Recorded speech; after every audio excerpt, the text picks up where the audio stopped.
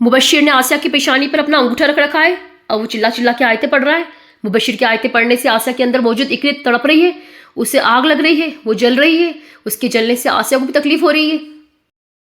अल्लाह रखा है अपनी पूरी तैयारी से खड़े हुए कि अगर मुबशिर को उनकी जरूरत पड़ी तो उसकी मदद करेंगे। इकरित बहुत खतरनाक जिन है, उसे इतनी आसानी से किसी जिसम से बाहर नहीं निकाल सकते, ये बहुत मुश्किल काम है। अल्लाह रखा कह रहे बस मुबशिर बस, अब अपना हाथ हटा लो उसकी पेशानी पे से और दूर हट जाओ उसके पास से। अल्लाह रखा समझ गए थे कि बस अब इकरित निकल जाएगी आसिया के जिस्म से। मुबशिर ने इकरित को बाहर निकालने में अपनी पूरी ताकत लगा दी थी। इकरित ने भी इसे तकलीफ पहुंचाई थी। मुबशिर के सीने में दर्द हो रहा है। कह रहे मुबशिर दूर हट जाओ उसके पास से। मुबशिर देख रहा आसिया को बहुत तकलीफ हो रही है। ये इकरित बहुत तकलीफ देखी आसिया के जिस्म से बाहर निकल रही है। इकरित ने आसिया के जिस्म में अपनी जड़ें मजबूत कर ली थी, इसलिए अब उसे बाहर निकलने में बहुत मुश्किल आ रही है। निकल आई है इकरित आसिया के जिस्म से बाहर। अब वो बहुत ज्यादा गुस्से में है और बहुत खतरनाक हो रही है। अल्लाह रखा कह रहे मुबशिर बेटा जो भी करना है जल्दी करो। अब मुबशिर इसे कैद तो नहीं करने वाला।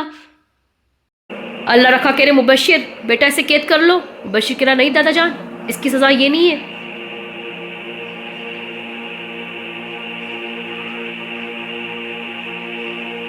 मुबशिर के इकरित को उसकी आखिरी अंजाम तक पहुंचाने के बाद अल्लाह रखा ने इकरित की बची हुई खाक को वही कुएं में दफन कर दिया। अल्लाह की मदद से एक बार फिर से इन लोगों ने बुरे जिन्नों को उनके अंजाम तक पहुंचा दिया। आसिया अपने घर आ चुकी है। अब वो जिस्मानी और जहनी दोनों तरीके की तकलीफों से गुजरी है, इसलिए उसे रिकवरी में टाइम लगेगा। हालांकि अल्लाह रखा ने कह दिया था कि अब घबराने की कोई बात नहीं, उस शय को हलाक कर दिया गया है। इधर मुबशिर भी अपनी पुरानी जिंदगी में लौट आया है। उसे नए नए कामों के बुलावे आते हैं और वो जाता है इन कामों को करने के लिए, इन बुरे शयों को पकड़ने के लिए। धीरे धीरे आसिया की भी हालत सही हो रही है। अब उसे इन सब चीज़ों से उभरने में 6 महीने लग गए। अब वो 6 महीने बाद यहाँ आई है मुबशिर के मोहल्ले में। उसका पता ढूंढते ढूंढते दिख गया आसिया को मुबशिर। अब मुबशिर को देख के आसिया अपने इमोशंस पे कंट्रोल नहीं कर पाई। इधर मुबशिर आसिया को इस तरीके से देख रहा है जैसे वो जानता था कि आसिया जरूर आएगी। इस पूरे अरसे में आसिया ने मुबशिर को बहुत मिस किया। मुबशिर का भी यही हाल था। आसिया पूछ रही मुबशिर से क्या तुम्हें मेरी जरा भी फिक्र नहीं हुई, तुमने एक बार भी आके मेरी खबर नहीं ली। मुबशिर कह रहा आसिया से ऐसा तुमसे किसने कह दिया कि मुझे तुम्हारी फिक्र नहीं है, और तुम्हारी खबर रखने के लिए मेरा तुमसे मिलना जरूरी थोड़ी था।